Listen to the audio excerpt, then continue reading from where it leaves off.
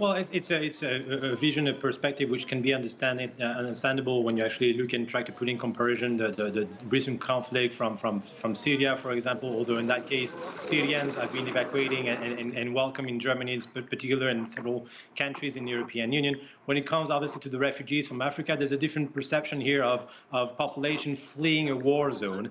It is the case in some countries in Africa, obviously, but some others it's not the case, and that's where you have a confusion here in terms of the perception and the position from the European Union. I think what's very important here, as I was saying, is the fact that all European countries, even those that were the most adamant against receiving refugees, I mentioned Hungary, for example, are actually now united in welcoming those Ukrainians, especially Poland, also that is receiving the bulk of the refugees at the time. And it shows also the fact, and it confirms the fact that Putin has probably overplayed his hand. I mean, Pavel mentioned very well in terms of the economy and not accessing the reserve the reserve banks funds, but that's also the case of misunderstanding the capacities of the European Union to try to have a united front in front of Russia. And in the case of the population, being able to strongly, since it cannot, Ukraine is not a member of NATO, there's no agreement in terms of having military forces, sent and protected. In terms of at least the humanitarian side of it, under the helm of the United Nations, under the helm of the European Union, to be able to welcome those populations. Right. You mentioned people fleeing a war zone. Of course, these are Ukrainians fleeing a war zone, but these are black people fleeing a war zone as well, and they're being stopped at the Polish border. They're being stopped by Ukrainians as well. These are not people who are fleeing a country for economic reasons. You make a very good case, and that's something also that happened during the Belarus conflict with those being brought by charters from war zones in the Middle East. Absolutely, it is the case. On that case, you've seen still a series of refugees, and there's probably the European Union is one of the organization that has the most profound and deep policies towards refugees, that compared with the United States, for example, or Russia, to say the least. Racism in Russia is a huge phenomenon, and unfortunately, population from different color skin are even least welcome in Russia than they are in the European Union. But you make a good point.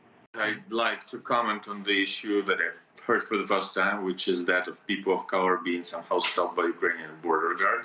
I haven't heard any verified information of that. I believe you might be dealing with fake news thrown in by Russia. Well, this was a major story in today's New York Times. Possibly, maybe I haven't checked that, but if that is the case, I would kindly ask your editors to forward me the story. I will contact Ukrainian border guard and we'll settle the issue. This is unacceptable. No racism is accepted here. Ukraine is a civilized European country, so we will resolve that problem if indeed it happened, because again, there is a lot of disinformation, and Russia uses fake news as a weapon. They weaponize it. Yeah. So please be careful with how you treat information from a war zone. There is Pablo, you say no racism is acceptable in Ukraine, yet the Ukrainian National Guard has a battalion called the Azov Battalion, which is they themselves say that they are a white supremacist neo-Nazi group. You have to understand the context here, right? Ukraine is an almost all-white country. These people are radical nationalists. I do not support their ideology, but they are not racist in the same way you would call a racist person in America, where racial issue is so high, because there are different races here. Ukraine is almost mono-racist. But again, I do not support and do not endorse their ideology. They're indeed a far right group.